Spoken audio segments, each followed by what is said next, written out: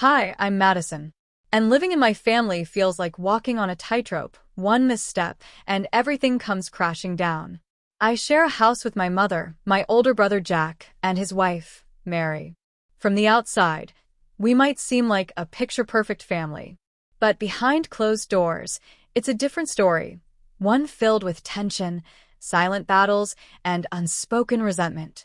Jack is the golden child, the pride of our family. With his prestigious degree and high-paying job, he is the embodiment of success. My mother adores him, holding him up as the shining example of what a child should be. Mary, his ever-poised wife, plays her role flawlessly, always appearing supportive, always knowing the right thing to say. But beneath her polished surface, she only adds to the division in our household. And then there's me, the one who holds everything together, but is rarely acknowledged. I manage the household, keep track of the bills, and ensure my mother is comfortable. Yet, my efforts seem invisible. One day, my mother made a passing remark that cut deeper than she realized. "Living with Jack and Mary seems better for me," she said casually. In that moment, it was clear, no matter how much I contributed, emotionally or financially, I would always be the overlooked one. The one who did the work but never got the praise. The one who sacrificed, but whose sacrifices were never recognized. But if there's one thing life has taught me, it's that strength comes from adversity. A life-altering change. During my second year of university, everything shifted. My father fell seriously ill, and our family was thrown into chaos. His condition required constant care, and it didn't take long to realize that my mother, who had never been the best at handling responsibilities, couldn't manage it on her own. We hired caregivers, but they could only do so much. The gaps in care were glaring, and someone had to step up. That someone was me. Between rushing to my lectures and racing back home, I found myself juggling two lives, one as a student trying to keep up with coursework, and another as a caregiver ensuring my father's comfort. The weight of responsibility was suffocating, but I couldn't let him suffer. There were nights I barely slept, trying to balance assignments with late-night check-ins on my father. I started skipping social events and study sessions, knowing that if I wasn't there, he might not get the care he needed. And then a terrifying thought hit me: what would happen when I graduated? Once I started working, how would I continue to take care of him? The uncertainty loomed over me like a storm cloud. Finding a way forward. Desperate for a solution, I began searching for alternatives. I delved into online business models, hoping to find a way to make money without being tied to a 10-to-6 job. My economics classes suddenly became more than just theory, they became tools for survival. I spent hours researching, testing different ideas, and learning everything I could about financial independence. At first, progress was slow, but with time, determination, and countless late nights, I started seeing results. For the first time in my life, I saw a glimpse of freedom, a path where I wasn't just the family's overlooked member, but someone capable of creating a future on my own terms. My story isn't just about struggles. It's about resilience. It's about finding strength when the world sees you as weak. And most of all, it's about proving that sometimes the ones who are underestimated are the ones who rise the highest. A different path. I teamed up with some friends who knew a lot about business and technology. Together, we started a small online business. While most of my team worked from an office, I chose to work from home so I could stay close to my father. At first, things were slow, but over time, our business started growing. I was able to earn money and help with our household expenses. One day, as I was helping my father with his medicine, he looked at me with a warm smile. "Madison, you've sacrificed so much for this family," he said gently. "You've become a responsible and hardworking woman. I'm proud of you." His words touched my heart. It wasn't often that someone noticed my efforts, but hearing that from him made all the long nights and hard days feel worth it. Even though my life took a different path than I had planned, starting an online business allowed me to support my family in ways I never thought possible. It wasn't the future I imagined, but it became a journey of strength and growth. While others in my family didn't always see my efforts, my father's words reminded me that my sacrifices were not in vain. The golden son. My brother, Jack, has always been seen as the pride of our family. He was smart, determined, and went to a top university. He quickly got a high-paying job, and my mother never missed a chance to praise him. While I stayed home, taking care of our father and building my business, Jack was out living his dream in the city. He became distant, barely answering calls or messages, as if we no longer existed.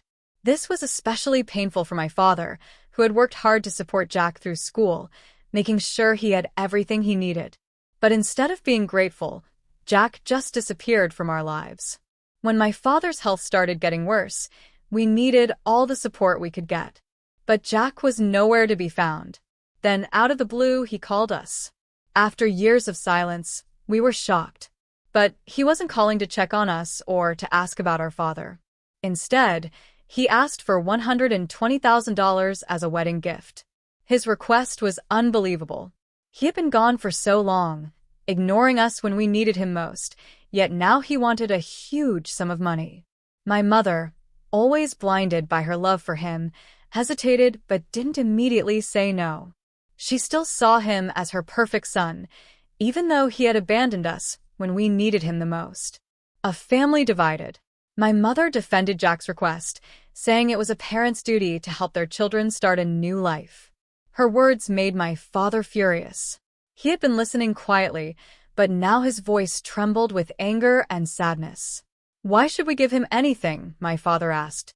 "He abandoned us, never checked in, and now he expects us to pay for his wedding?" The disappointment in his voice was clear. My father had always been proud of Jack's success, but this betrayal shattered that pride. My mother tried to argue, saying that helping Jack would bring the family closer. But my father wasn't convinced. Madison has been here every day, taking care of this family, while Jack disappeared without a word. And now he wants money? He doesn't deserve a single penny, he said firmly. His usual calm tone was now filled with hurt. The argument left the house tense. For the first time, my father openly acknowledged everything I had done for the family. Jack's selfishness had not only broken his trust, but had also revealed how fragile our family had become.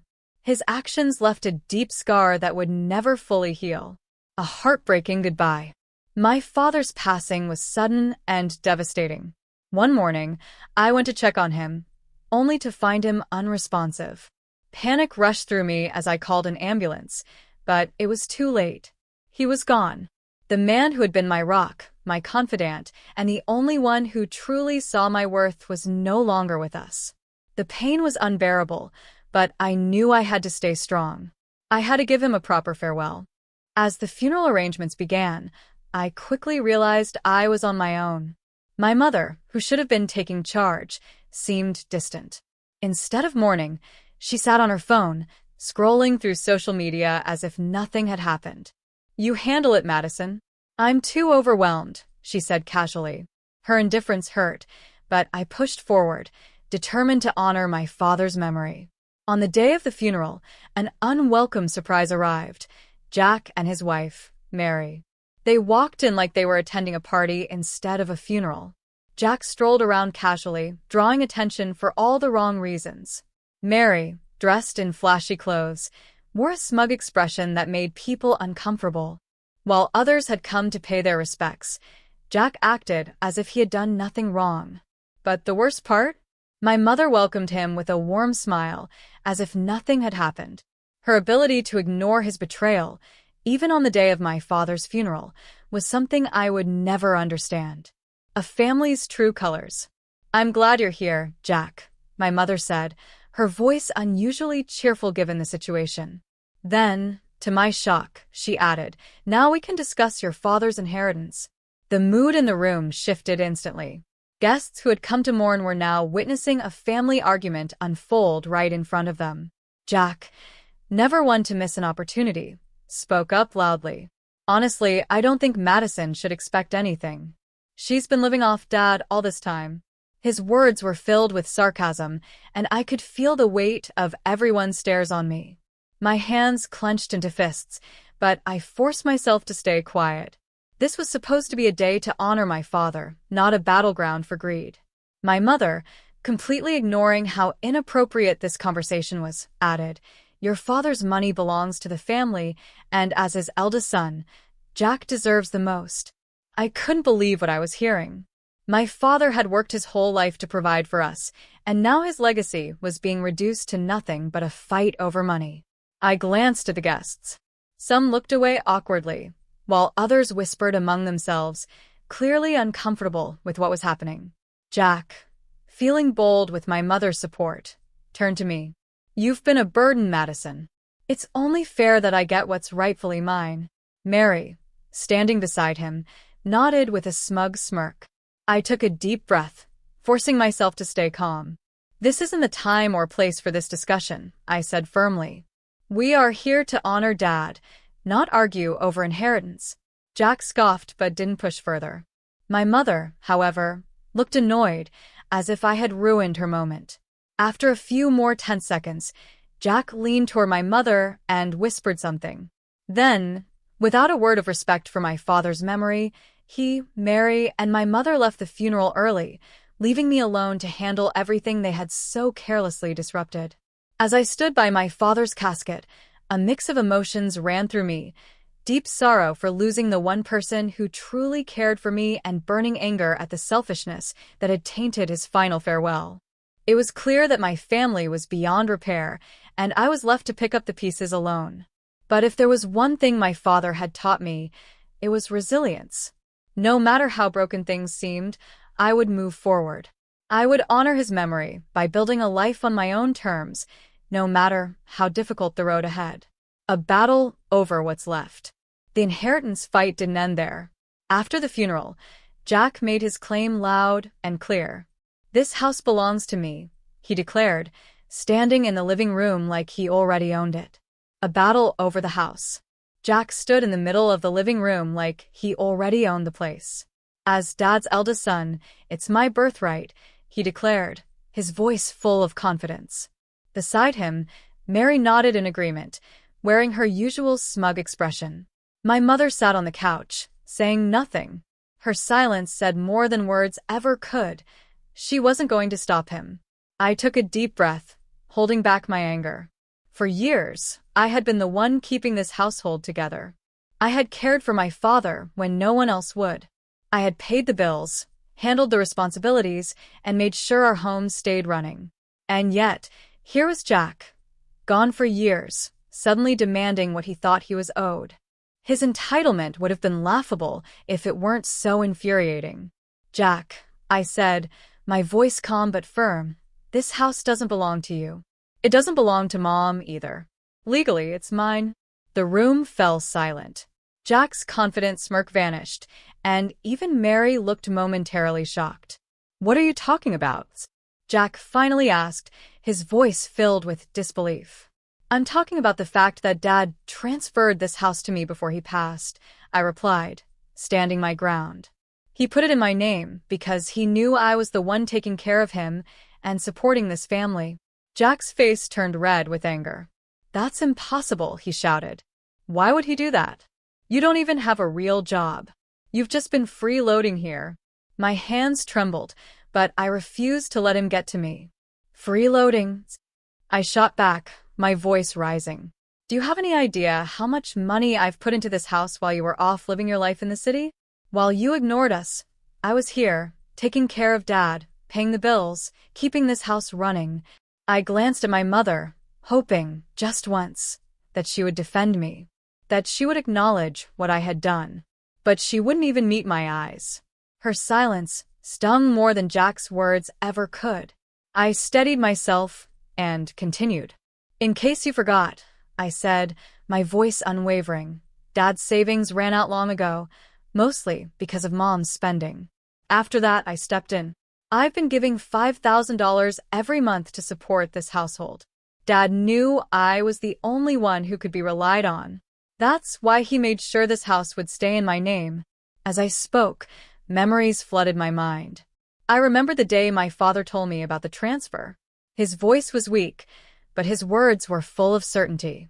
"Madison," he had said, "I want to make sure you're secure. You've done so much for this family, and I trust you to do what's right." His words had given me strength then, and they gave me strength now. But Jack wasn't ready to back down.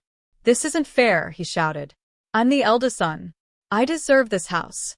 What kind of family betrays their own blood like this?" A bitter laugh escaped my lips. "Betrayal?" I repeated, shaking my head. Breaking free. I looked straight at Jack. "You abandoned us for years," I said. "You didn't even check on Dad when he was sick. The only betrayal here is you showing up now, thinking you can take what isn't yours." Mary, clearly uncomfortable, tugged at Jack's arm and whispered something I couldn't hear. Finally, my mother spoke in a low, hesitant voice.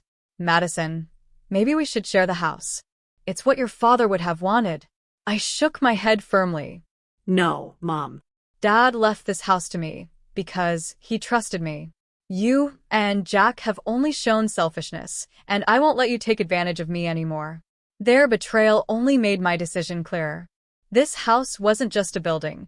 It was a symbol of my father's trust and my years of sacrifice.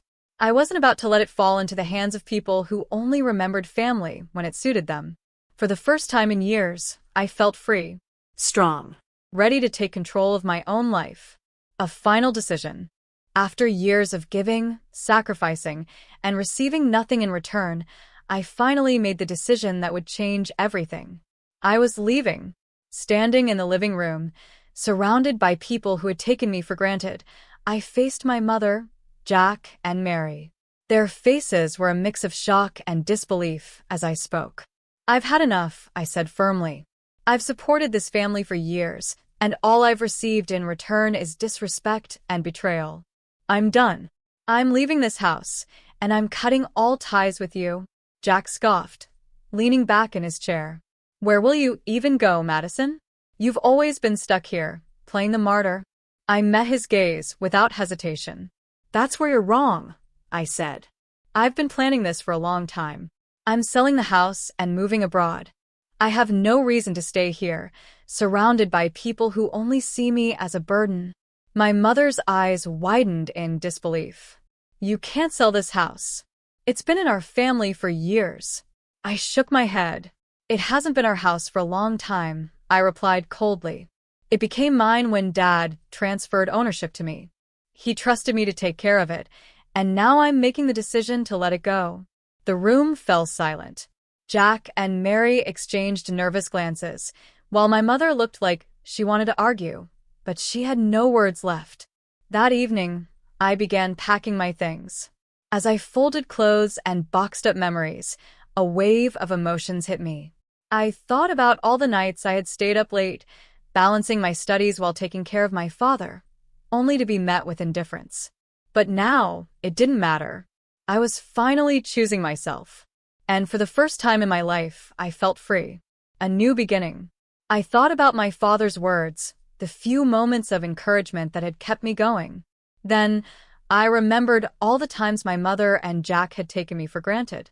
Their selfishness had hurt me deeply, year after year. But as much as the bitterness lingered, something else was growing inside me. Relief. By leaving, I was taking back my life. A life that had been overshadowed by their expectations and demands. For the first time, I felt a spark of hope. A future that was mine to shape. I finalized the sale of the house through my uncle, the one family member who had always quietly supported me. He understood why I was leaving and promised to handle everything. Once the sale was complete, I booked a one-way ticket to a tropical place I had always dreamed of visiting. This was my chance to start over, far from the toxic environment I had endured for so long. As I locked the door for the last time, I felt a strange mix of sadness and freedom. This house had been both my burden and my strength, but it no longer defined me. Walking away, I wasn't just leaving behind a house. I was leaving behind a family that had never truly valued me. This was my fresh start, and I was ready for it. A new life by the ocean. With the weight of my old life behind me, I boarded the plane. The moment I arrived, I was greeted by warm sunshine, a soft ocean breeze, and endless blue skies. It felt like stepping into a new world, one filled with possibilities. The first few weeks were an adjustment. I rented a small apartment near the beach, with big windows that let in the sound of the waves. My morning started with fresh fruit and coffee on the balcony, watching the sunrise over the ocean. It was nothing like the tense, suffocating home I had left behind. Here, I felt peace, something I hadn't known in years. I slowly settled into a routine. My days were spent working on my online business, which gave me the freedom to live on my own terms. Afternoons were for exploring, wandering through colorful markets, trying exotic foods, and meeting people from all walks of life. The locals were kind and welcoming, their laid-back way of living teaching me an important lesson. Life isn't meant to be rushed. It's meant to be enjoyed. One evening, as I walked along the shoreline, the setting sun painted the water in golden hues. I stood still, taking in the beauty around me, and let my mind drift back to everything I had been through. The pain of my past hadn't disappeared, but it no longer controlled me. I had learned important lessons. Lessons about strength, self-worth, and the power of setting boundaries. For years, I had lived for others. Now, I was finally living for myself. A life of my own. I had given up my dreams to support a family that never truly appreciated me.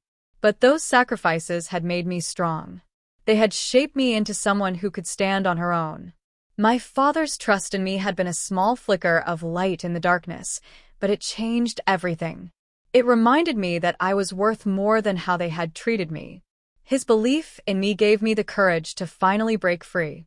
Now, I was embracing my independence, building a life where I was in control. The struggles I had faced taught me something important. I deserved to be happy. I learned to put myself first and surround myself with people who truly respected and valued me. For the first time, the future didn't scare me. It excited me. Standing on the beach, watching the waves roll onto the shore, I felt something I hadn't felt in years: peace. I was grateful. Grateful for the strength I had found.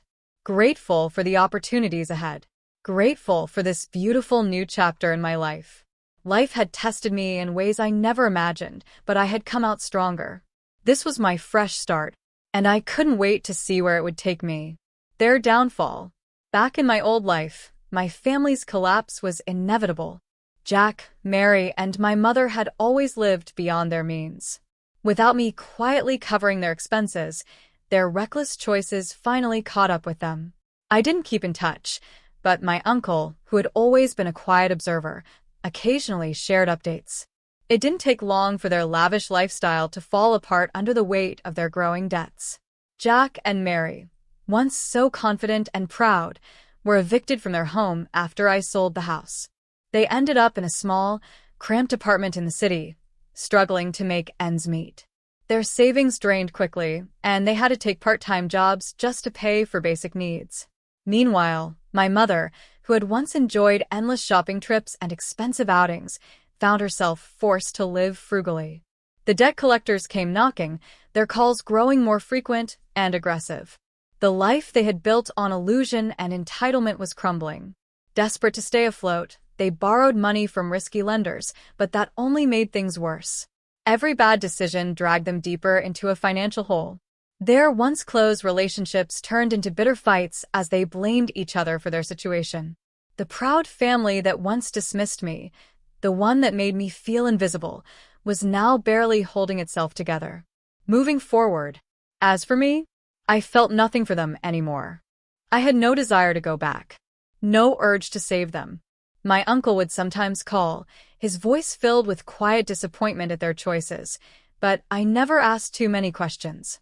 Their struggles were the consequences of their own actions, and I had no intention of being dragged back into their chaos. I had moved on. I had chosen myself, and for the first time in my life, that choice felt right. Finding peace. I often thought about the irony of it all. The same people who had mocked me for staying home and working quietly were now struggling to survive. But I didn't feel joy in their downfall. It wasn't about revenge.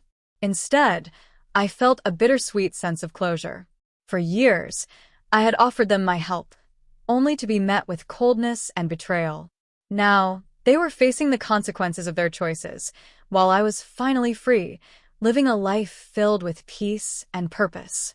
Walking along the shoreline of my new home, feeling the warm sand beneath my feet, I realized something important. I had no regrets. My journey had been full of struggles, but it had led me to strength and independence. My family's downfall was their own doing, and for the first time in my life, I was truly at peace, focused on my own happiness and the brighter days ahead.